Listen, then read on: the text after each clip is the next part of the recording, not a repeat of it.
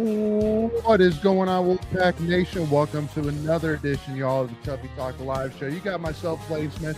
You got Greg Delay. You got Ethan Berry. We are so excited to be here and to be back, y'all. As unfortunately, we had to delay last night's show because of the crazy storm that came in here, and in Virginia too as well. I know, Greg, we were texting the group chat. You got hit pretty darn hard with that storm last night too.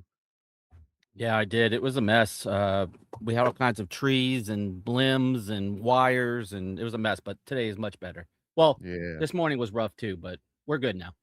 Yeah, and our own very own Ethan Berry's been having his own trouble in paradise too as well. But Ethan, you want to give any context here for the fans that wonder why you're looks like Why I'm outside? outside? Like he's Yeah. camping. Yeah. Well, the AC's been out for about a week now. Yeah, so it's gonna be another week before it's fixed. The whole unit went out. So I know I'm sure some people have dealt with that before, but I mean it's legitimately I think it's 78 degrees right now. Let me check. It is legitimately 5 degrees colder outside than it is inside. It's 74 now. That's I know, crazy. I know this is Yeah. a Tuffy Talk NC State podcast, but do you guys follow like what's going on at Disney World right now? Mm-mm.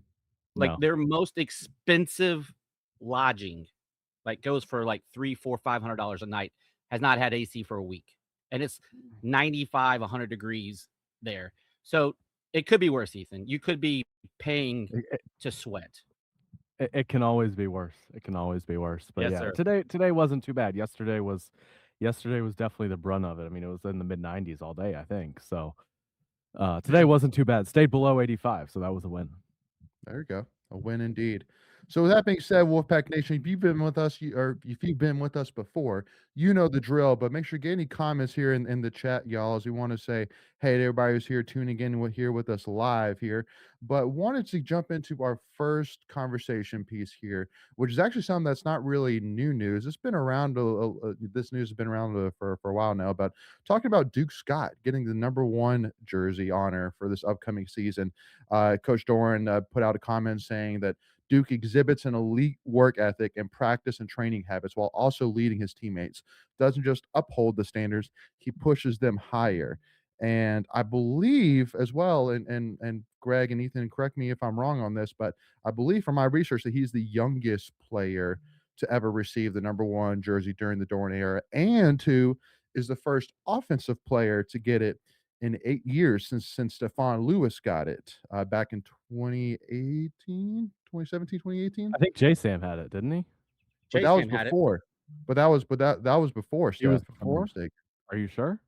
I'm pretty sure. I could be wrong though. But anyway, it's still But it's yes, but that he is but like the first like underclassman, if you will, to get this honor. and either way, it's still the first in probably 8 years, whether it's Yeah. J-Sam, Yeah. Steph, Lewis too as well, in whatever order that may be too as well. Um, yeah, so it started off in 2014, Jarvis Bird, and then Hakeem Jones, then J-Sam had it for 2 years, then Stephon Lewis had it for a year, then James Swift-Williams, Isaiah Moore had it for 3 years, Davin Van for 2 years, Caden Ooh. Fordham, and now Duke Scott. Does that make sense, Greg? So Isaiah was Okay. probably a sophomore then too, right? So then Isaiah was probably a sophomore. I think he had redshirted. No, Greg, you know what that was? He got an Oh, extra that's year. Mhm. So Yeah. I think Duke Scott is a okay. So third then year he would have. player. And I think Yeah. Isaiah Moore was too I think Moore was a fourth year player, but he redshirted and got a 6th year. Mm. So, Okay. Greg, what do you think it says about Duke Scott and the fact that it is the first offensive player since Stephon Lewis to wear the #1 jersey? Yeah, it's just it's an honor, right? It's someone that embodies the program, that is a kind of team first guy.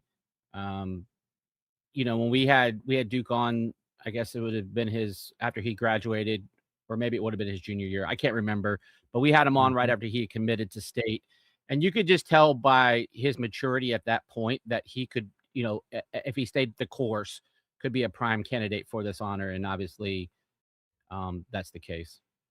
Yeah.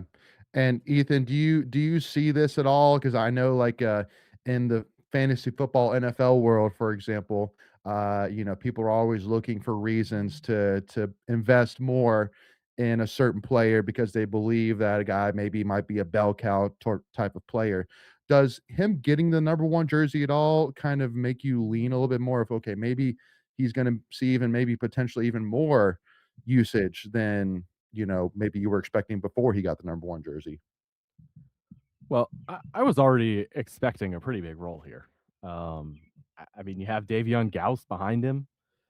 I don't know how much, I don't know how much of a factor he'll be, if God is healthy all year, right? I think that's kind of the thing is like, okay, you're expecting a big year for Duke Scott, and like if he stays healthy, it's going to happen.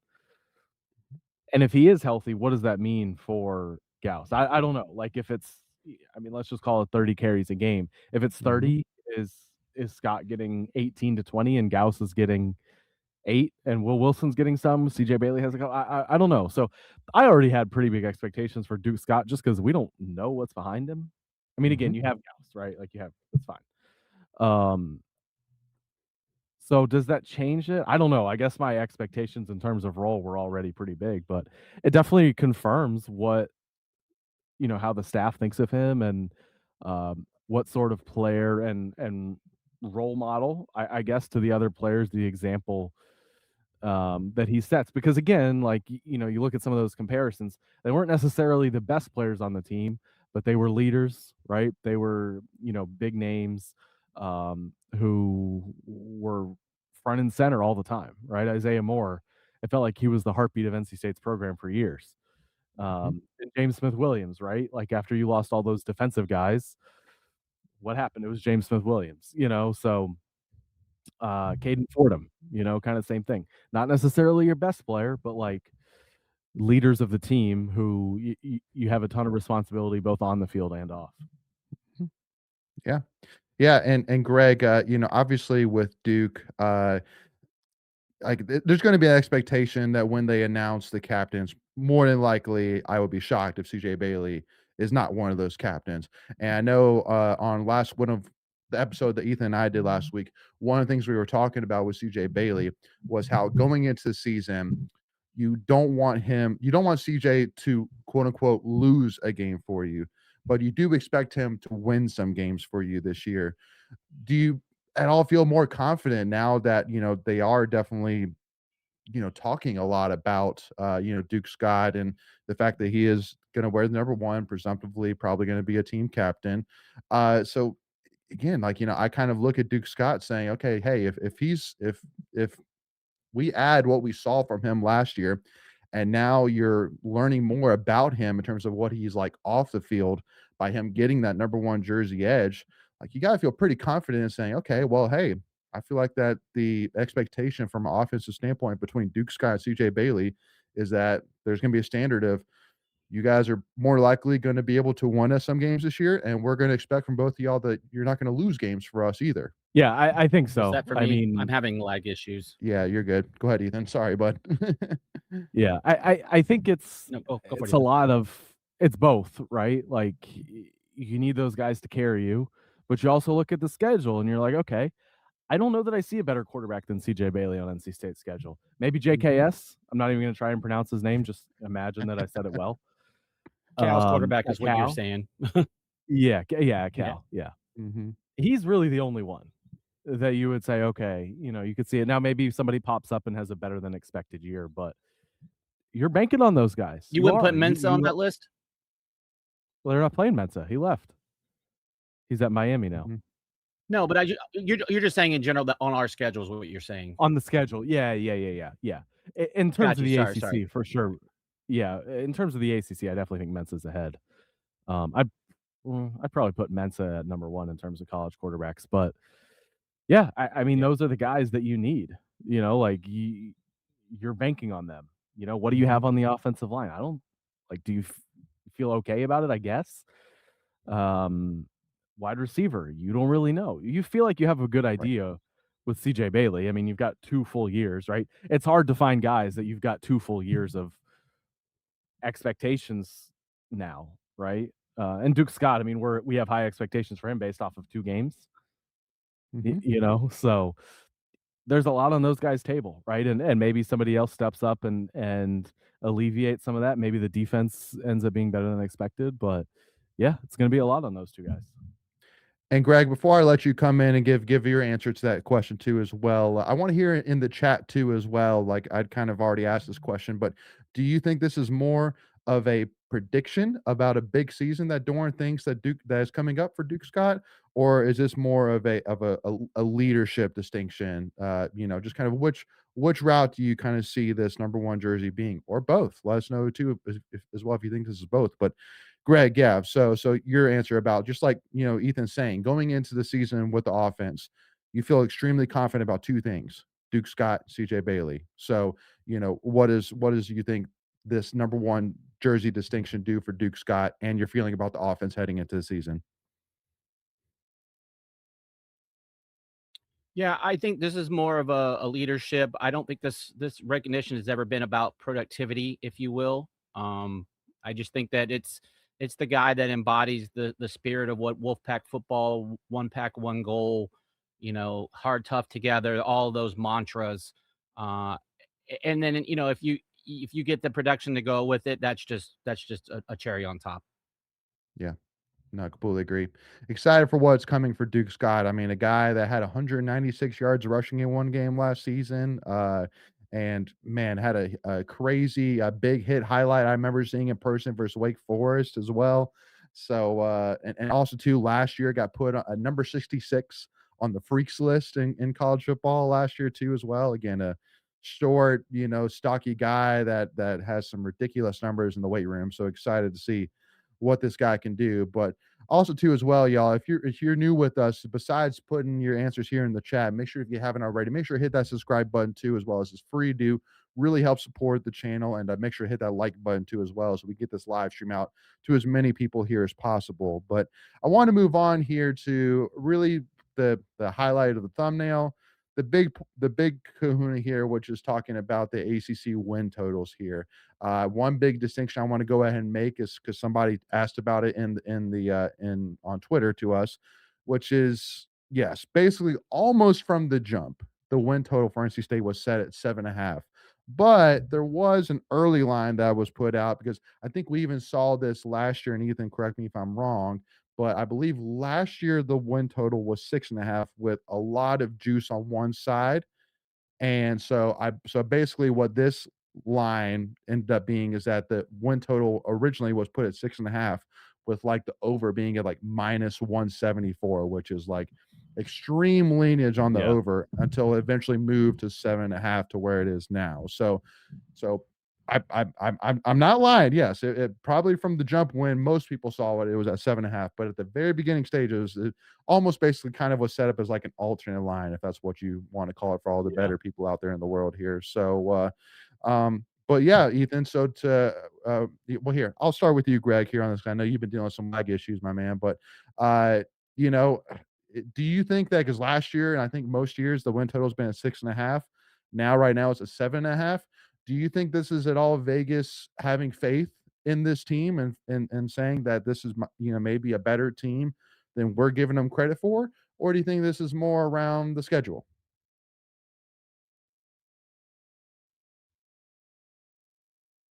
Yeah, if I had to guess, I think it's the schedule. I think 6.5 would have been an easy take the over. 7.5 now it gets a little juicier, right? I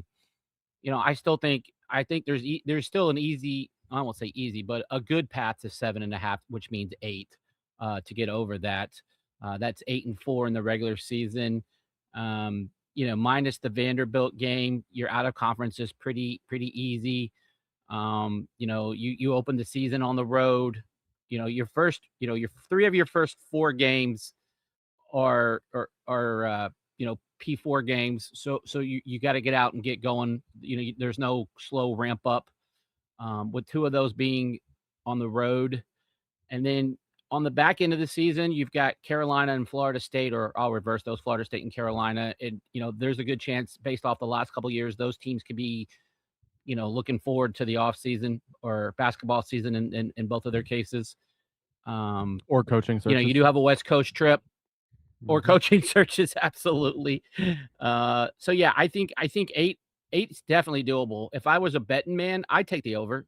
And that part of that's me being a homer, but I definitely think there's 8 wins on this schedule. Mhm, If everything goes right. I mean, taking away injuries and all the unknowns on June 23rd. mhm. That's part of the bet, though, Greg. Yeah. You No, don't I get a get it. pass for, you don't get a pass for, oh, we lost Grayson McCall. Mhm. Vegas Well, doesn't I care. thought They're not giving DraftKings you a does that, right? refund. In case of injury. Yeah. I don't know. I don't know, but I would guess that that's probably like single game props if they did that. Mhm. But Yeah, like no, for that is. overall It is. season, That was a little yeah, sarcasm there. yeah. But I like for me, 6.5. I mean, again, you pull up the schedule. That's what it is, and I think that's kind of why the Mhm. money is there, right? Like I Mhm. don't think you look at this NC State roster and you're blown away and say, oh, this is a vintage NC State roster. I'm gonna plug them in for 8-9 wins. I don't see that. Mhm. But you look at the schedule and you don't have a scheduled loss. You don't. How many? I mean, that's got to be the first time in years, at least Right. almost I 20 I years, mean, maybe. Yeah, I mean, last year we had 2, right, with Notre Dame and Miami. Yeah, yeah. and you I mean, play 'cause Clemson every year. You play Clemson and Florida State every year, right. and they were national Yep. title contenders for a decade. Now, I mean, you have Mhm. Florida State, but they're obviously not at that level. And so for me, that's a big part of it. There's no game. I mean, State's 4.5 point underdogs right now at Virginia. That may be the biggest game that they're underdogs all year, or the biggest spread. Yeah. What about Louisville? Isn't that at home? Yes. It is at home. So Yeah. your other road games are Florida State. I could see that being it. If Yep. Florida State's able to keep it together, I could see that being it. But as you said, Layton, like, will they keep it together? You have UNC on the road. You have Virginia. Stanford is a road game. And Vandy. And that's it, right? Vandy. Isn't it just 4 road games? Vandy? Yeah. Yeah. Mhm. So maybe it's Vandy, but I don't see a game where State's more than a touchdown underdog. No. Yeah, no. And so to me, that's why the number's there. If I'm being honest, I know people aren't going to like hearing this comparison, and it's not a comparison of this is how the season will play out. It's a comparison of this is what the thought process was going into the season. It was last year's UNC team. Last year's UNC team, I believe the over-under was 7.5. And, I remember some of the preseason discussion around them was basically like, hey, this team is not good, but look at who they play. And obviously it backfired. Like it didn't matter. They were terrible. That's kind of my thing is even if you're terrible, the schedule's not going to matter. But to me, it's kind of reminiscent of that conversation that people were having where it was like, hey, this is a bet on the schedule. It's not necessarily a bet on the coach or the quarterback or the schedule or the roster. It's a bet on the schedule. And I think Mhm. that's kind of why you see the 6.5 is heavily juiced and now it's up to 7.5. Well, and I also think too as well, like, I think this is gonna be a year where the ACC is basically the number 2 spot is wide open. I mean, I think we can all agree that Miami it's Miami's ACC to lose heading into the season as of right now. Now, I mean, could a SMU, could a Louisville get up there? Sure. But listen, at the end of the day, they need 2 teams to play an ACC championship game. So all we need to be is number 2. And guess what? You don't play Miami. You don't play SMU. You don't play Clemson. And Virginia and Louisville, who are the 2 teams that are probably going to be contenders. Only one of them you're playing on the road. You're not playing both of them on the road. And the one that you play on the road, you play the first game of the season. So and it's a non it's oh, it is a conference game. Sorry, duh. Um with all the transitioning of the game from Brazil to Charlottesville, Virginia, I was getting the details a bit mixed up here. But yeah, so I mean, I'm sitting here saying, listen, can NC State make it to the AC championship game? Sure. Like I think the opportunity is there. Now, last year, I think that if you were to ask how many people expected the AC championship game to be Duke versus Virginia to start the year, the answer would have been absolutely nobody would have predicted that. Nobody at all. But Yeah. So crazier things can happen. Mario Cristobal can pull a Mario Cristobal and screw up this season. God forbid, Darian Mensah could get injured, and that could screw up, Miami's upside potential. So you never know. If CJ Bailey can stay healthy, play as we expect, if we can get a step up on the defense, to help us win some games, then who knows? The schedule sets up perfectly for it. But so Greg, if you were and again, we'll break down kind of our season predictions here as we get closer here, but I mean, what would you say is like if everything goes perfectly, what's like our high and what's our low potential in terms of records? I mean, low could be 0-12. Could be? No, Think but so? realistically, I mean, no. You're playing Richmond. Like, Right. I think the upper 9-3, and then lower, 500, 6-6. I think that's probably the range that I'm looking at.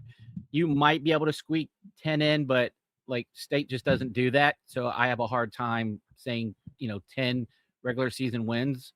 That would be a program record for regular season wins, and then maybe get 11 in a bowl. But I think 9-3 is the ceiling, and then 6-6 is the floor.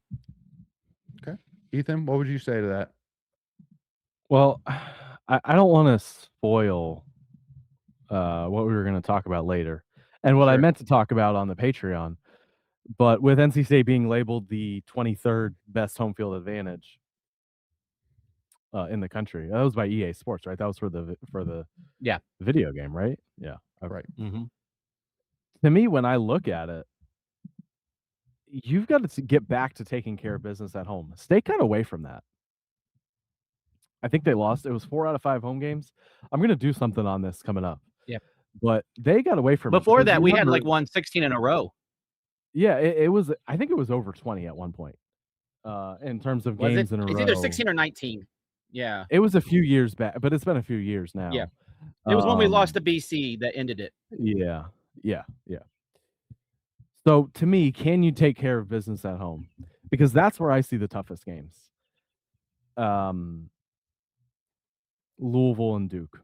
Those are the games I have labeled as the toughest. Louisville and Duke. Both of those are at home. Mm-hmm. And Cal, right? I mean, we mentioned in terms of quarterback, right? That's probably your toughest quarterback matchup. Now again, Vanderbilt's tough, obviously, SEC game or non-conference game, SEC game, whatever. That one's tough too, not as impactful, right? Can you get back to taking care of business at home? Your road games are Stanford, right? I'd like to be able to count that one as a win. And then you really just have to go. If you can go 2-2 against Virginia, Vanderbilt, Florida State, and UNC. And I know people love to count the UNC game as a win, right? Because State's won that game so many times over recent years. Mm-hmm. If you take care of business at home and then go 2-2 on the road, or 3-2, right? I'm not throwing Stanford in there. I'm counting Stanford as a win. Okay, now I'm at 9. Mm-hmm. Yeah. But to me, it kind of comes down to taking care of business at home. Yeah. And State's got to get back to doing that. I mean, there was a time where, yeah, you won whatever it was, games in a row, 20-something games in a row at home, and you felt invincible walking into that stadium. You were like, State's not losing this game. They're just not. And they got back to it a little bit last year, but down the stretch. But you've got to keep that going. And so for me, that's what I'm looking at. I don't expect you to go 4-1 on the road, 5-0. That's asking a ton. Mm-hmm. But I do expect you to win the games at home where you're probably favored in all of those games, and you got to get back to taking care of those. So, for me, I'll kind of hedge and go 8-4, which is still the over. I just to me, I don't like betting on, and again, it's still the over. So if I were betting, I would be taking the over. I don't love betting on the overs. I use the UNC team as an example. I don't love betting on overs just because of the schedule. And to be honest, like I think that's probably the strongest case here for NC State. Yeah. So if you want more of those breakdowns, Wolfpack Nation, just like Ethan was given there with the stat breakdowns, with the schedule breakdowns, all that stuff. If you haven't checked out our Patreon yet already, we got an amazing, amazing Patreon with 3 members only videos per week, plus also a members only rumor chat too as well. So a lot of amazing content for only a low, low price of $5 a month. So go click the link down in the description below and go sign up here today. But with that being said, y'all, let's move on over to our Ethan's Stat Pack segment, y'all. Here we go.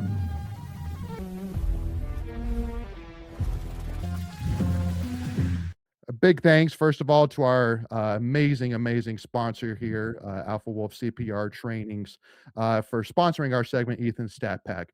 Are you looking to get CPR certified for your business, schools, church, team, organization? Alpha Wolf CPR Trainings makes it easy by bringing the training directly to you. Alpha Wolf CPR Trainings is an American Red Cross licensed training provider offering adult and pediatric first aid, CPR, and AED certification courses. Whether you prefer hybrid learning or a fully instructor-led class, they customize the training to fit your group's needs, including adult-only or pediatric-only certifications. With successful completion, participants receive an official American Red Cross certification, valid for 2 years and meeting OSHA standards. Convenient, professional, and tailored to your schedule, Alpha Wolf CPR trainings help you stay prepared when every second matters. To learn more and schedule your class today, visit alphawolfcpr.square.site today. Well, with that being said, we are here. But Ethan, before though we add you in here, we got one of our other Tuffy Talk members here, Mr. Macon Adams here, ready to rock and roll. So I'm going to bring him in here, right now.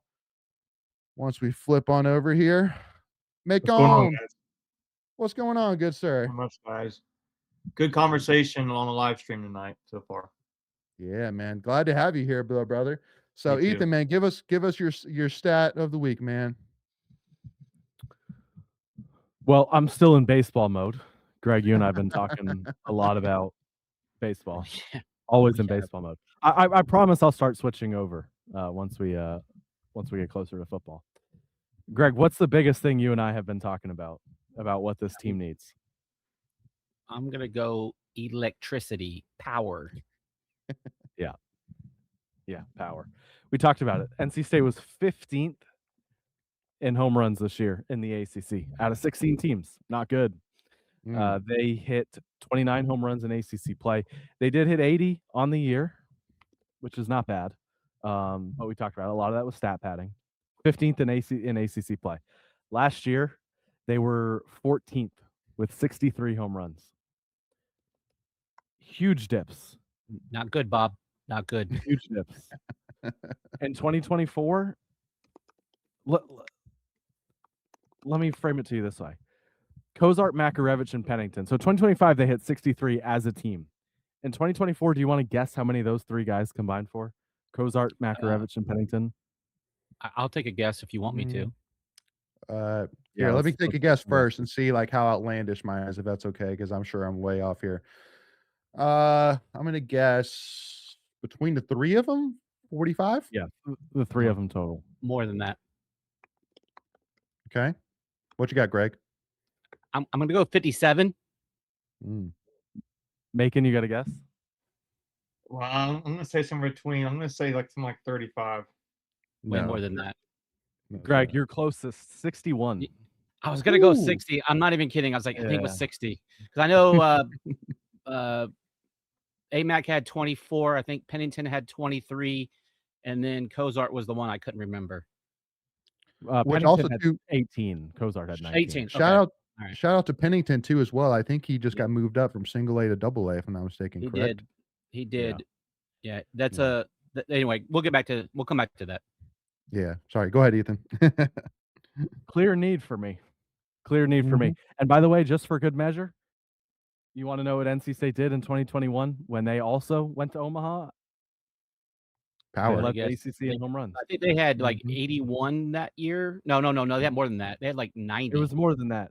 It was 90, but that was that was the shortened season. There was no non-conference play, right? Correct. So the 90 that they did that year was in this like less games than the last couple of years where they hit. Yep. 63 and 80. Yeah. Clear need. I taped something on Brandon Novi this morning on the Patreon. Absolute clear need. I think you can plug Mikey Ryan in for some home runs. I think you can plug Hunter Warren in for maybe he gets to 10. You still need a ton of power. And what brought it up was Oklahoma, won the national championship last night. And that was the stat they talked about. It's a simple stat, guys. It's a simple stat. They did not hit them the first, I think it was like 80% of the regular season. But come postseason play, I believe they were averaging more than 2 per game. Wow. He's hot the right time. The Yeah, one they got guy, hot I at the can't right remember time, his but name. they got hot with power. Yeah, the one guy hit like 18 home runs in the last 2 months of the season. Like, Was Right. that was the kid that hit the walk off against Yeah. Georgia Tech, if I'm not mistaken. yeah, it was. Mhm. Clear need for power when State has gotten now into to be fair, 2022, 2023, State was middle of the pack in home runs. Obviously, Tommy White had an unbelievable year. Cannon Peebles, Kozart was on those teams hitting bombs. Groover hit some home runs. So it's not a guarantee of success, right? Because you struggled those years, but you didn't really struggle offensively. Mhm. Yeah. That's the need right now. You need to add power to the lineup, and right now They've only I brought don't in know one that it's guy. I there. think, like you mentioned Warren. I think he's the only guy that they've brought in so far in the portal that can use really even offensive weapon for you like that. The other guys are pitchers, right? I think Raymond can Pretty hit much. some. I think you can get some from Raymond. Well, and the one thing to keep in mind too, as well, Ethan, the great thing about home runs is it doesn't matter what your fielding is like or what the opponent's fielding is like when you hit home runs. It doesn't matter Yeah. what your Takes that away. the runners on base do. It doesn't matter how good the coaching is. Guess what? If you hit the ball out of the ballpark, the rest of it takes care of itself. It's really that simple. So there's And this is really getting into the weeds of it, but it's the whole 3 true outcomes thing. And I know some people hate it, but walks, strikeouts, and home runs. Anything else is impacted. That tells you the true ability of a pitcher and true ability of a hitter. Everything else is impacted by the guys in the field. And again, not to say that's the be all end all, but you've got to be able to hit home runs. And State just the last 2 years, it's been a big dip from where they need to be and where they've been in the past. Yeah. It's a lot harder to string multiple runs when there's not a home run involved. It's a lot more difficult. 100%. It's very challenging. Yeah. So with that being said, Wolfpack Nation, I want to move on to a brand new segment for this show that we have not had yet here, and that is our Pack Pro of the Week. Pack Pro of the Week. Okay. All right. Yeah. Cool little voiceover there. Add a little something to it there. So Sound like Bob Costas. You guys are too young for Bob Costas. Yeah, no, exactly. Well, we're too young for good Bob Costas. Bob Costas true. is still kicking. That's true. Hey, Yeah. Ethan's old enough to know that there's difference apparently between the good Bob Costas and the bad Bob Costas. Oh. So shout out to Peak Ethan on Bob that, Costas so. in the 80s was where it was at. Like, he was the guy. Don't ask me who Bob Costas is. With that being Oh my said, God. Wolfpack Nation, don't ask me. So I want to give Mute two his honorable mic. mentions here. Hey, Greg. All right, we're locked back in. All right, locked back in here. So 2 honorable mentions here. First one, we'll give a shout out because we mentioned him already. Garrett Pennington, former NC State baseball player in 2023, correct? 2023. He was on the got 24 moved- team. 24 team. He Okay. only had one season. Yep. Got called up today from the minor A league minor league affiliate to Double A. Greg, do you happen to know the teams off the top of your head, or Yeah, what league he's Yeah. or what vertical? Yeah, he's he in? was with the Lakeland Tigers, I believe, and then now he's with I believe they're the Whitecaps, some team in Michigan, I believe. Mhm. Gotcha. So shout out there. Second shout out is to former NC State women's basketball player Sanaya Rivers for becoming the 5th player from her rookie class to hit 500 career points with the Connecticut Sun.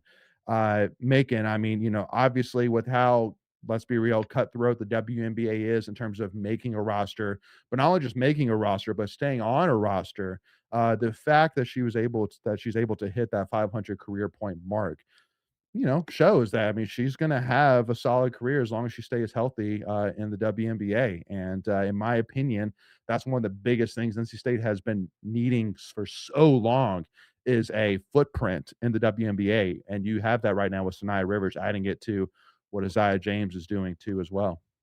Yep, she's got a really good, particularly defensive presence. I thought that was kind of odd tweet, honestly, when it was like the fourth one to put it out there. But the fact that she's done it is she's got a pretty good pedigree there. Like it's just, she was I think the 8th overall pick for the WNBA, that her class, if I'm not mistaken. So she's just got to continue to build on that. But it's a step in the right direction for her, and hopefully that kind of continues to build up her stock with Connecticut Sun. So Yeah.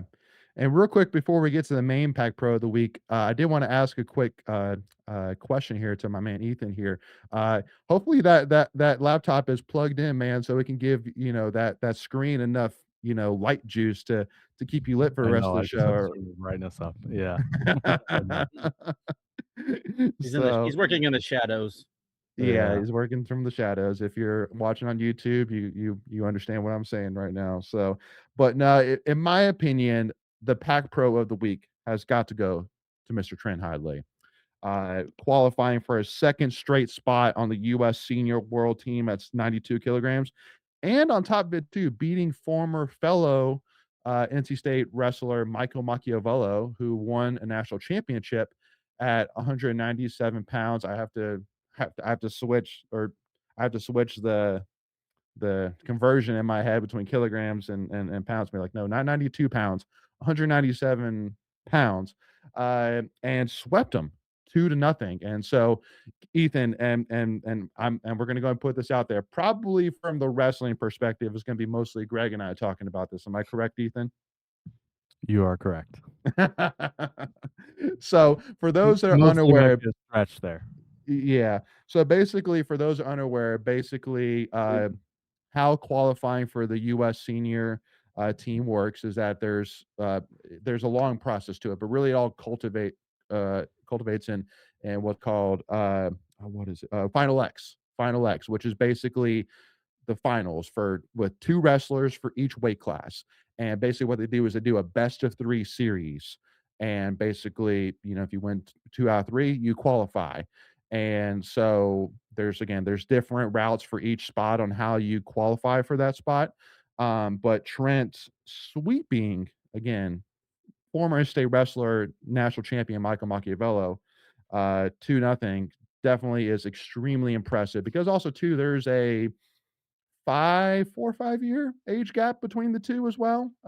So Michael Machiavello has been training in the senior area for a while now, but again, he's coming off of a world senior championship, and now once again is going to be representing once again, which in my opinion, Greg, like, I think it was our one of our that we've had these conversations around, where does Trent Hidlay sit in terms of NC State wrestling lore. If you win a second senior world championship, there is no 1A anymore. It's 1. Trent Hidlay, man, and 2, not 1, but 2 senior world championships on top of his college resume.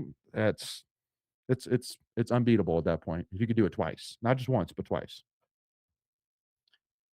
Yeah, I mean, I can see where you're coming from with your argument. I would push back. I would just push back because, like, Yeah. what you do post college, to me, it's two different conversations. It's your career at NC State and your legacy at NC State, and then it's your professional legacy. All right, so those are 2 things. But then if you want to say cumulative, okay, then I'll bite and be your huckleberry and entertain that conversation. But I mean, both are elite in their own right, and yeah, I just think right now Trent is just he's on a different level. It's the fact that And this goes back to all sports, no matter if it's a team sport and an individual sport. It goes back to, like, you need some luck, you need the right path, you need to stay healthy to win a championship. And unfortunately, those things didn't quite happen for Trent when he was at State. Or, like, yes, I would be like, yes, you're 100% right. But Mhm. he was multi All-American, but just never kind of won that championship that he wanted to win. Mhm. Well, and so you're saying, Greg, that Tom Brady is not a top 5 Michigan quarterback of all time? That's just crazy. I would 100% say that he's not. Fair enough. Yeah, He's a no, top 5 quarterback from Michigan, but not a Michigan sure. quarterback. And I Oh, I yeah. see I see Ethan over there rolling his eyes in the darkness, and I'm playing semantics a little bit. Yeah, yeah. Well, I'd have to look closer at what he did at Michigan, but I get what you're saying. It was the I understand the 199th comparison. overall pick, so I don't think he did anything great. that's true. He That's true. wasn't If even he got drafted. got How dra good was he? He was Yeah. He 199th still pick in his got class. drafted though. He Yeah. did, but I mean, he didn't do anything spectacular enough to be, Yeah. I gotta imagine there's some other Michigan quarterbacks that did better than he did. And they're I pretty mean, good Jim big- Harbaugh was pretty solid when he was there. Oh, heck yeah. Yeah. Heck yeah. But yeah, so again, and we could talk about too as well to have the conversation around. Well, he went against Dylan Brooks, lost him 3 times at nationals, which Dylan Brooks was a Yeah. 4-time national Yeah, he was a champion, beast. Yeah. arguably one of the best Penn State wrestlers of all time. So okay, you lost to that guy. That doesn't necessarily mean you're not maybe one of still the, Right. if not the greatest NC State. But yep, nope. Again, either way, huge shout out to Trent Hidlay, and in my opinion, once again, just adding more and more to the His the legacy. You spotlight. can Well, his legacy, but also too the Yeah. the spotlight on NC State. I mean, again, Greg, if Sure. you have a guy that you can say, hey, listen, that guy who just won back-to-back U.S.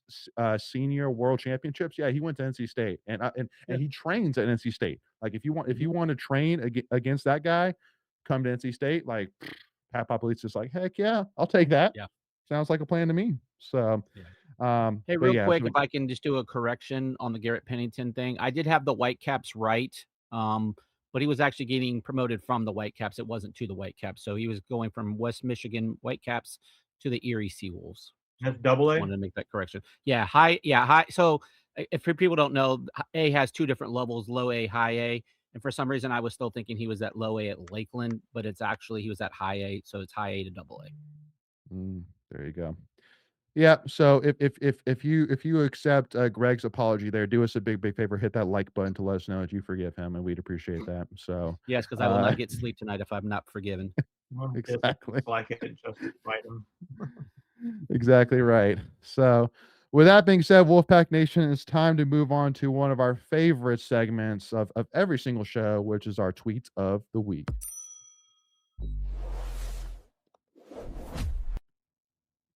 Okay. See, woo!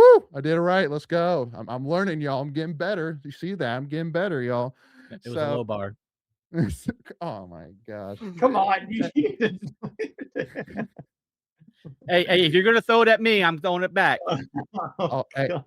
Brutal night. listen, Greg, if you learn anything about me, I can dish it, but I can't take it. Okay. That is So a true fact. That is a fact. all right, yeah. Greg, you and I both know if I'm out of here, this ship is going down, baby. So, I'm muting all of anyway. y'all. That's right. Yeah. Hey, I've done it before. I've done the You spotlight have. before. So You have. anyway, so our first tweet of the week, which we have a couple of really good tweets, but in my opinion, y'all, this is arguably the biggest, man, from Chris Vanini here, but also too, it's across the board is being talked about right now. Big news in college sports: the D1 cabinet has approved a new age-based 5-year eligibility model. 5 years of eligibility, no red shirts or extensions. So no. So does that mean no injury red shirts either? Nothing. You get 5 It years. sounds 5 and 5. Like that's 5 and yeah. 5. If you get injured 5 years in a row, that's on you. Yeah, because it also says right here the only exemptions are for pregnancy, military, or mission trips, basically. And so the clock starts at 19 years old or college enrollment, whichever comes first. So, I mean, Ethan, I think really this just comes down to just really just simplifying the whole process here, and also too as well with the NIL model and, NFL, things like that. Let's just keep it simple, just you get 5 years. Boom. Yeah. Yeah, a lot of clarity here, right? Mhm. There's no questions, there's no, like you said, there's no exceptions, right? You know the exceptions going in. If you get pregnant, if you're in the military, if you go on a mission trip, which I'm pretty sure just applies to the Mormons, if I'm not mistaken. Mostly, I yeah. haven't heard. Yeah, I Yeah, I don't know haven't any heard of that in who would do another that. situation. It's gonna be really Yeah, hard for men to so get pregnant too. So Well, Oh I'm just boy. kidding. Oh We're not boy. going there. We're not going there. Oh man. He's a joke. Sorry. Go ahead. And cut. now I lost my train of thought. I can't top that. I was like, it's not happening. Oh, Sorry. Yeah, yeah. it clears it up though. Like you know going in, and there's no need to, oh, I need to redshirt, I need to sit out, all this other stuff. No, you don't. Guys get an extra year. I like that they did not grandfather in this year's seniors. I think that would have been a real mess. Yeah, we had that problem with COVID, didn't we? Mhm. Right. And that one was different across sports, right? So Yeah. yeah, I like it. It's definitely a change, but it feels like a change that will be for the better. And in 2 years, we'll be sitting here saying, "Man, why didn't this happen sooner?" Yeah. So I guess I mean, go ahead, Macon. Well, my thought is, to me, I think this is a win for college athletics and like the quality of games, because those are guys.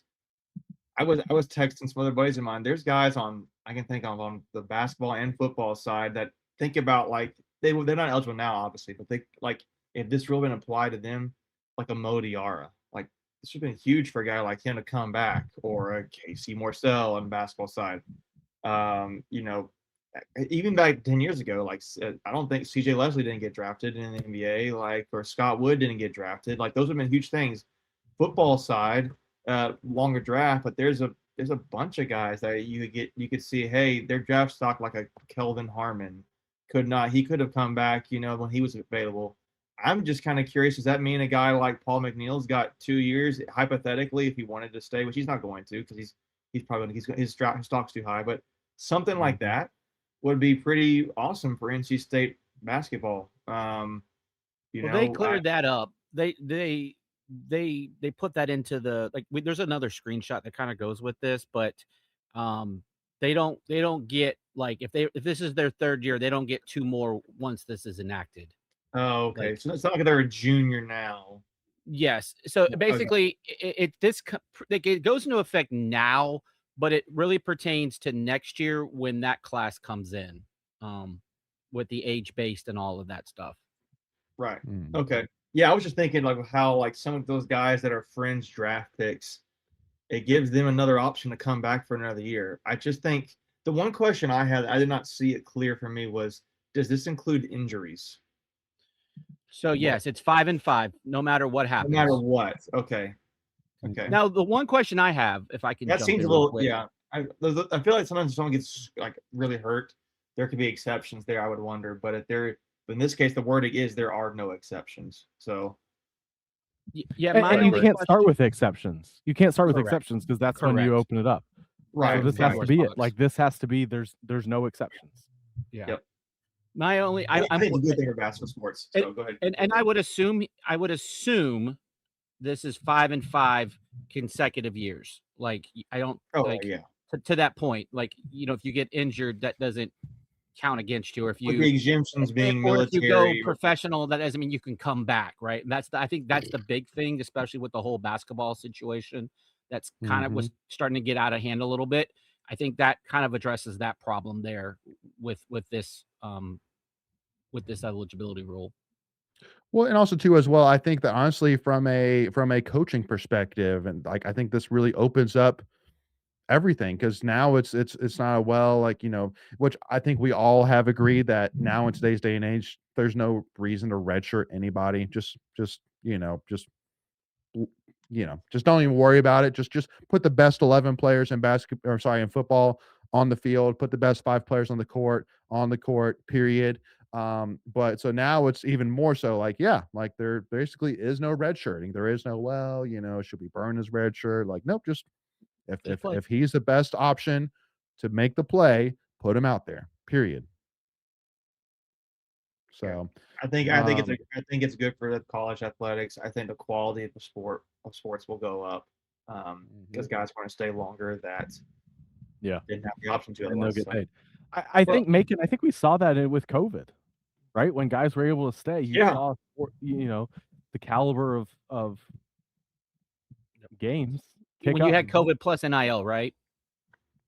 Yeah, both of those at the same time, obviously. Now you This got is a another. good thing. It's really the takeaway. It's just a good thing for sports. I think. Go ahead, Macon. No, I was gonna say, like, I wonder how the players feel about this. Like, we as fans like it. Maybe you mentioned clarity there, Ethan. Like, if this brings clarity, I wonder how the players feel about this because I don't know. I'd be curious about that. So if I remember correctly, Dave Dorn was in favor of this. I think I remember him saying something not too long ago when they were talking about this, because now it just, as someone said, I don't remember who, that you just go play the best guys, whether they're a freshman or a senior, right? You don't. Now, again, the NIL changes everything from a year-to-year perspective to begin with, but I think this takes it one step further, and you're not worried about, okay, well, I need this guy maybe in 2 years because of my quarterback depth or wide receiver depth or whatever. Like, you just go play and you got 5 years. And I think that maybe brings the talent pool up a notch, right? Like, now you got guys fighting for positions a little better. Maybe in a sport like basketball where you've seen, you try to stash a guy or two, in basketball where state has done that. I just don't think you're worried about that anymore. You just go play the best 5, best 10, best 11, whatever your sport is, and you just go with it. Yeah, absolutely. So again, big news for college sports. Again, it really addresses a lot of issues at one time, and also too from a fan perspective. It's just when did they get here, and add 5 years to that. That's the last year that they can play in college. And then we move on here. So, moving on here to our second big news though of the week. I know Ethan is quickly losing that brightness, my man. We're gonna have a black square here. Oh, there we go. In 1 second. Ethan, I know that you've been talking a lot about this. I know when we did our schedule breakdown too as well for in-state men's basketball. This was one of the games we were talking about in this home series versus VCU. The two teams were scheduled to play next season at Siegel Center, but the Wolfpack have opted to buy out of the agreement. So everybody right now, Ethan, as I'm sure you've seen on Twitter, is going, what the heck is NC State doing buying out of this agreement? They don't, and VCU fans coming out saying, oh, they didn't want that smoke, So Ethan, give us some sense of this, my man. I mean, I think the VCU people saying that would be right. I mean, I think this is completely normal to see. Like, this isn't some weird situation or anything like that. Like, this stuff happens, and guys say, hey, it happens in football most notably, but it happens in basketball too, where you're like, I don't want to make that trip for whatever reason. I don't think we know that reason right now. I don't know that reason. I know some people said, oh, they got to schedule another game. I mean, they have 13 non-conference games. You don't have to, it's not a 1-for-1 proposition. I'm sure there will be plenty of throwaway home games that they could have otherwise replaced. Now, I'm sure there's a quota of number of home games that they want to hit, but I wouldn't be doing that at the expense of this game personally. So, yeah, I mean, this is a game that would have tested you. Layton, you said, we talked about it. This is a game that would have tested you, would have made you better. And State, I'm sure they have their reasons, but it sucks. Sucks as a fan.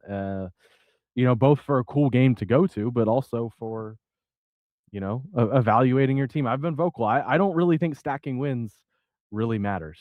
I don't think the committee cares about that. I think they want to know who you play.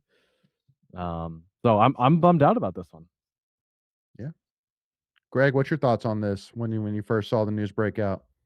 Yeah, just NC State keeps kicking me in the big toe. I'll say it that way. In the big this toe. was a game. Yeah, well, I wanted to say something else, but I don't think I've ever heard that. Is the best I could come up with and not use the word I wanted to use. This was probably the closest, easiest game for me to get to on the schedule. It's 75 minutes from my house, and that would basically be a home game. I agree with Ethan. It's a good quad one, probably, if not worse, quad two. Early in the season, you can see, VCU is a good road environment. It's, one of those tougher mid-major locations or environments. I also think that, this schedule or this home and home was made with the previous coach, who had ties to that school. And I think that, I don't know if Justin Gainey wanted to deal with that. Now, But why does you that can say matter? I don't know. I'm just throwing it out there for Conjure. Like, if we want to talk about that, we can. Obviously, you wanted to, so I don't know I what don't Will mean that Wade has bad. to do with it. No, yeah, I just don't know. Like, who cares? Well, I mean, that was Will his Wade old school. scheduled I mean, it? like, he scheduled this, right? This was a Will Yeah. Wade special. So maybe Right. Gainey, maybe it doesn't fit Gainey's scheduling philosophy like it does Will Wade. That's all I'm kind of just getting at here. Yeah, I don't know why. I mean, Gainey's put together a tough non-conference schedule. He has. Absolutely, and that's part of it too, right? Yeah, absolutely. Go ahead, Ethan. Sorry, I cut you off. Like, one game doesn't change that, I so agree with it's that not like, statement as all of a well. sudden now this is a bad schedule. But it is like, okay, why would you back out of this game? I would rather, if you're talking about it from a metrics perspective, I'd rather back out of like the Ole Miss game. Yeah. I Or, mean, because I mean, think you can't get back more out of South points for a Carolina, true but- road game, right? Instead of a neutral, right? Right. Yeah. Again, you And I can't think, back look, out of South Carolina, but no. that would be ideal. But I I think don't know what the downside is here. Like, I just don't get this one. I'd love to hear the reasoning from State. Well, I Yeah. think the buyout's a lot different, right? I think the buyout would be more against South Carolina than it would VCU. So if you got to choose one, Yeah. I think Well- VCU would be the cheaper option. For sure. That's definitely true. I don't think buying out South Carolina is an option because that's the SEC No, challenge. it's not. No, you don't. But You the Ole don't. You don't Miss get that. game, yeah, Right, the or Ole Miss and the game- Tennessee is non-starter because that was a handshake agreement for Gainey and Barnes. Yeah, Barnes, and thank Gainey you. scheduled that game. That was Correct. so Correct. But I'm saying, but the South Carolina, I mean, so not South Carolina, the Ole Miss and the VCU games were done on the previous regime. And so if you're gonna kick one, it makes sense to be the VCU. Well- Now I will say, like, Richmond's only 2.5 hours from Raleigh, like, and you've got Yeah. some alumni here in Virginia. Like, I felt like State would had a good turnout for that game. But I mean, I don't know. And I guess the other thing before we jump to too many conclusions is, like, what are you replacing it with? Mhm. That was Or my are you question. replacing it? Well, you got to Nah, replace it it's somehow. rough, yeah. Mm. I wonder, my personal thought is, and this kind of maybe is not a good reason. Well, side note, Corey apparently he knows the inside reason why he keeps innuendoing on his Twitter page or his X page, whatever it is. I'm like, I'd be curious to know what Congrats. he's implying there. But other than clicks, but to me, like, it was a Q1 game, in my opinion. The coach there is like was listed as like one of the top young rising coaching stars, upcoming coaches in the I can't remember his name, but I know he's kind of getting some regard as being a really good coach at his young age there.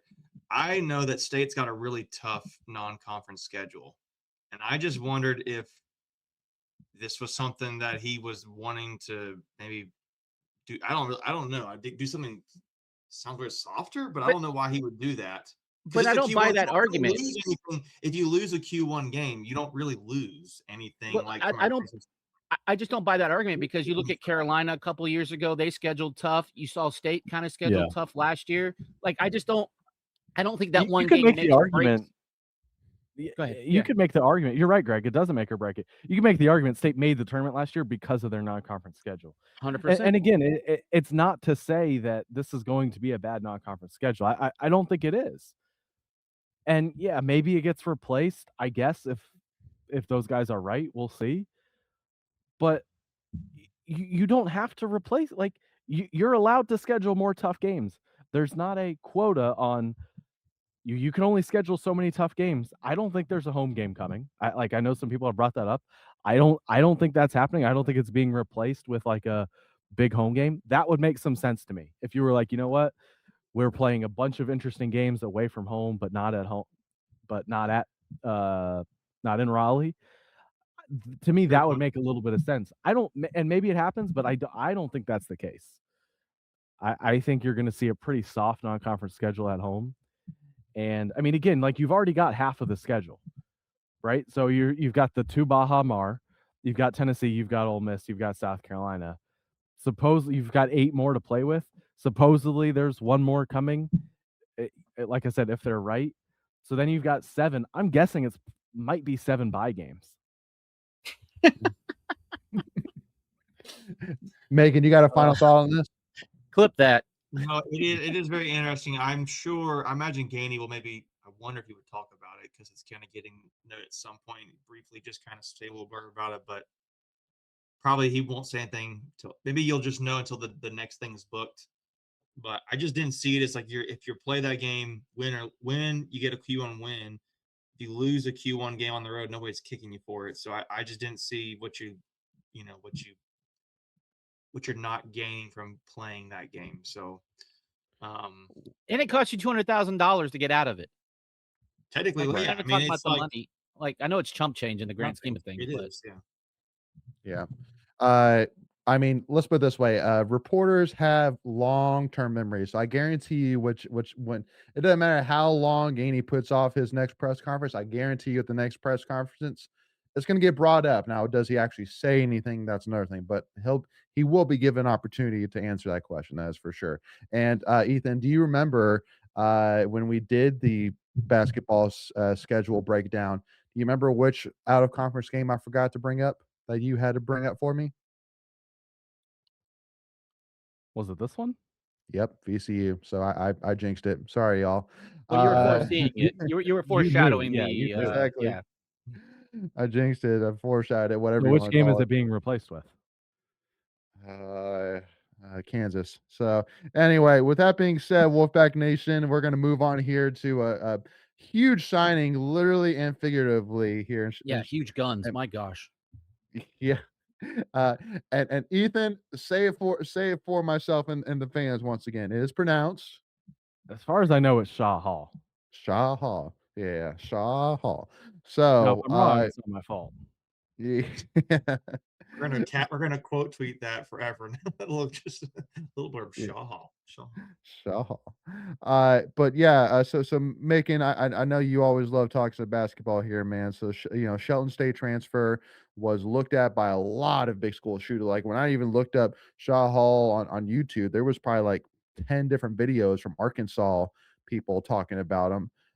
So they were goo guying all over him for sure. Wanting him so bad at Arkansas, but we got him, and he's a guy probably going season that you're not expecting to be the number one. Kyle Evans is more likely going to be that guy. I mean, time will tell. Oh, There's still plenty of time between now and next season. But yeah, I mean, like I think now you are feeling a lot better now of what you have at the 5 position now. yeah. I mean, what? I guess I'll start. You mentioned the Arkansas thing. There was a lot of stuff on X, just people talking about him there. So I think that was probably one of the main competitions for this guy. Kyle Evans is, unless something happens with Jerkovic, he's the guy at the 5. And this is really a depth piece behind Kyle Evans and potentially Jerkovic if they end up playing some of the 5 or the 4. I'm not really sure how that would go. It just kind of adds a nice little cushion in the case of emergency, in my opinion. I mean, this guy is a JUCO player, right? You're not bringing the guy this late in the game to be an immediate impact player from the JUCO ranks. Like he's just going to be probably not even a guy that you see play the floor much at all this season. I mean, I Depends, don't but even yeah, know I don't even know who you You would hope compare you hope to. you don't have to. correct. Right. I mean, again, that's what I said. It's an emergency thing. Like if you're playing this guy in regular minutes, you're in trouble at the 5, in my opinion. So I'm not saying he can't do anything. He's definitely a dunker. Like he kind of plays right around the rim. I mean, and that makes sense of being 6'11". Seems pretty athletic. of a player. Obviously, you're talking about the guns there, Greg. He's definitely jacked.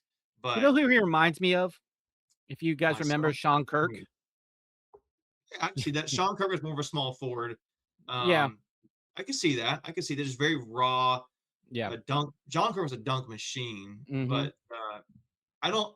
I just get this guy just like lives around the basket. I could see if Ed Mead, is the one, and distributing the ball, kind of nice dime to this guy who can dunk it in spot minutes for state. But you're not looking to him, I don't think, unless something crazy happens for major minutes. And but it does give you a peace of mind, I guess, in the background if you don't have really mainly two guys that you would count on. You're not, unless you're talking about Mikey Wilkins.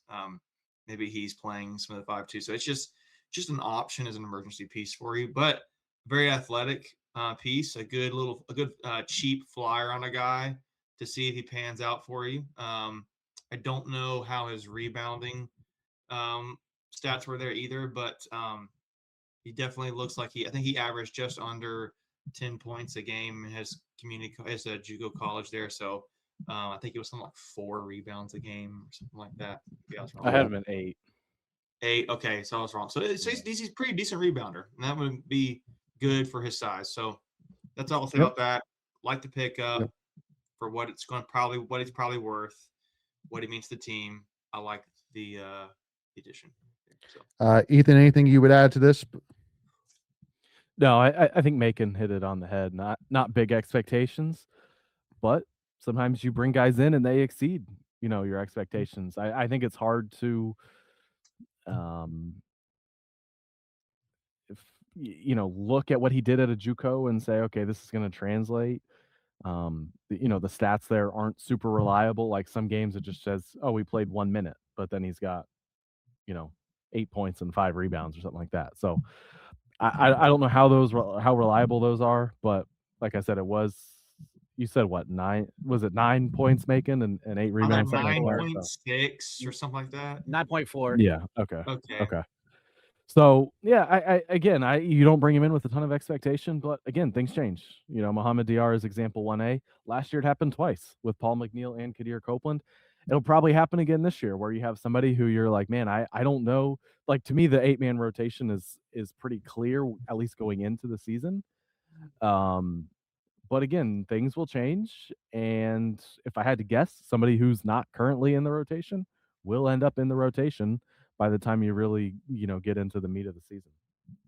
That's a good question. Who do you think it's a guy like, if you had to pick one person who would surprise guys by the minutes he plays, not barring injury, just by skill level, maybe does anybody you think might could catch the fan base, the program off guard? Yeah. Do you have a guy? I have a guy. I want to know if anybody else has a guy. Well, here, how about this? How about we tease that and let's make that an episode for this week, and let's just tease that there. Okay. We got a couple more to get to here. So make sure to stay tuned, Wolfpack Nation. Maybe we'll drop that here in an episode. One real quick thing, because it's interesting. From his freshman to sophomore year, he allegedly grew 2 inches. His freshman year, he was 6'9", and this past year, he was 6'11". So take that for what it's worth as well. Wore taller shoes. There's so much gamesmanship into those heights. It's crazy. Yeah, and that's why I gave him the Sean Kirk, because I thought he was 6'9", but I was looking at his freshman year. And he missed his freshman year with a foot injury too. So last year was his first year of college basketball. Real quick though, before we jump into our next tweet of the week here, an emergency one that just popped up here, which I just saw, is for College Football 27, the video game. They announced the team overall ratings. And anybody want to get any? Greg, well, here. Does anybody know? Greg, Ethan, No, Macon, I'm gonna guess. know what? It was my guess. Yeah. Is it overall? It's like 1 through 100, right? It's like the numbers they give you, the rankings. Correct. I'll give you a hint though. UL Monroe is the lowest rated. They're at 69. The highest rated is Oregon. They're at 91. Okay, so you're actually looking not the ranked number like 22. You're looking like at in the 80s and 90s number. Not a ranking, a rating. I'm gonna say 83. Greg? I'm gonna go. Are we getting down to the decimal or just an overall number? No, just overall. I'll go 86. No, that's too high. Yeah. 79. It's either to me. The numbers in my head are 83 or What 79. what was the lowest one? 60 to 69. Okay, so that's the lowest. Then I'll go 81. Ethan, do We're you not do you wrong. know? I had 79. Greg kind of took my answer. 83, But Ladies then 81. he and gentlemen, switched, so I've got 79. ladies I and was thinking gentlemen, 79 too. nope, you switched it to 81. I know I did. So I know I did. yep, it was 79. Do you want to know what other two ACC teams are at 79? Boston Duke and College UNC. Jeez. Duke And that's why it's a UNC. video If game, UNC folks. at a 79? UNC at the 79 and we're at 79. That's They get 70 points for putting their name on the damn paper. You want to know who got an 82 that I'm Duke shocked at? lost Mensa. Duke lost Probably Mensa Virginia too, Tech.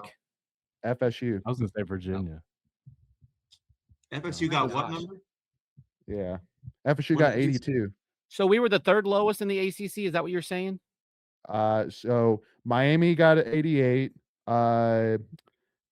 Louisville got 84. Clemson 83. SMU 83. Virginia 83. FSU 82. Cal 81. Virginia Tech 81. Pitt 81. Mm. And then it's us, Duke, and UNC at They 79. adjust these mid-season, Just- like kind of basically live during the season, don't they? Yeah, well, I Yeah. think we got Yeah, better they things to do. talk about Yeah. than a damn video game. Exactly. Like, So let's Well, that's just because you're mad you're wrong. no, I don't even care. Like, it's a stupid video game. Like, yeah. this is Here, we'll this is come- the boomer in me. Just Well- give me 3 years to recruit on that thing, and State will be at a 99. Greg, don't worry. Exactly. Well, come back to me in 3 years, then we'll talk about it. Yeah, so I want to jump into this one though, because in my opinion, one of the coolest tweets for sure. Now we can kind of talk about one thing in particular, which maybe Greg, you kind of see where my eyes are at here. But College Football 27 did come out as well with the top 25 toughest places to play. I think the top 5.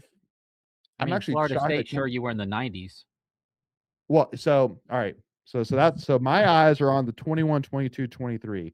Now, first Sure. of all, I'm actually surprised that Clemson's at 9. I actually I'm would surprised have them Indiana's at 17. Well, that's because of and- the last 2 years. But that's Like, my point. It's recency bias. totally right? recency bias. Not 100%. anything to do with the location. It's the or coach. or how good your team was, because if that were the case, you'd put them higher, right? Right. Correct. Yeah. It's that one's just off to me. So But so yeah, FSU at 21, and so keep in mind, y'all, we gotta call these numbers out for our listeners here not watching us here. But Yeah. FSU at 21, Virginia Tech at 22, NC State 23. Here's my thing, and I know Macon, you can speak specifically to the Virginia Tech one, but yeah, FSU at 21. Well, here's my thing, Greg. If this was a good FSU program, I think it'd be top 15 easily, if not have a case for top 10. But like you said, They've removed 13,000 seats to their stadium. True. That's true. All right, that's true. All right, that puts that argument to bed. So, Sorry. but Like, yeah, so there you go. So, but I don't know. Well, here, Ethan, I want to get your thoughts here. You think Sorry, I Virginia didn't Tech mean at to do it 22 like too high, too low? I think that's about right.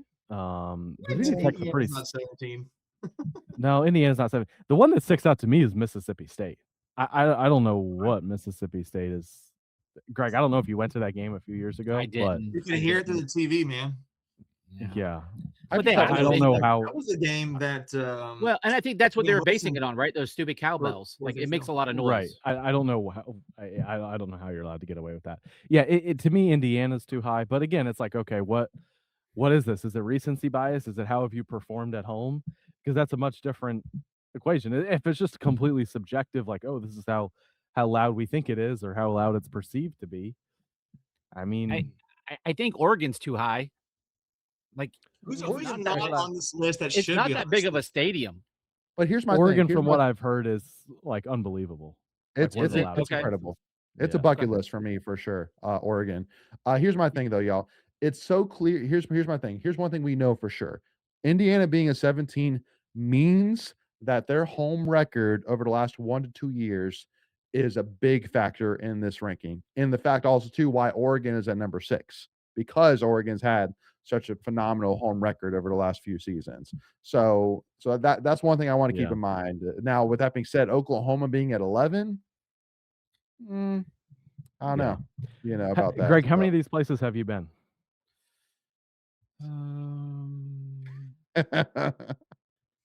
Ha- 2, Yes. I, 3, Three. 3. you've been to 3. Three. Okay. Clemson, Yeah. VT, and State. Oh, 4. I forgot Clemson. My bad. Sorry. Clemson, And Notre check on that. Dame, and Virginia Tech, and then obviously State. So Oh, 4. not Florida Sorry. State. I have Clemson, not been to Notre Florida State Dame, yet. I'm Virginia going Tech. this year. I've been the I'm 3 going of them: this year. Clemson, Notre Dame, and Virginia Tech. Yeah. Okay. Yeah. So, but I mean, you either see way, an though, SEC bias here. I mean, there's definitely, no doubt. but I will also say that those are some of the biggest stadiums as well, right? So I think you attribute some of that size to noise. So if you're looking at it from that aspect, like State, Virginia Tech's actually pretty big. I Yeah, feel they like are. Oregon's about our Low 80s. size, believe it or not.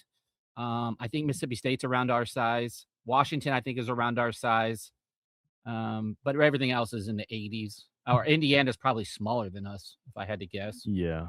80s or higher. South Carolina's not that big. That's another one that kind of stands out here. It's like, wait, what? I think it's in the upper 70s. I think it's like 76, 77,000. South Carolina is? Okay. I think It's so. pretty big. It's It's pretty higher than big. that.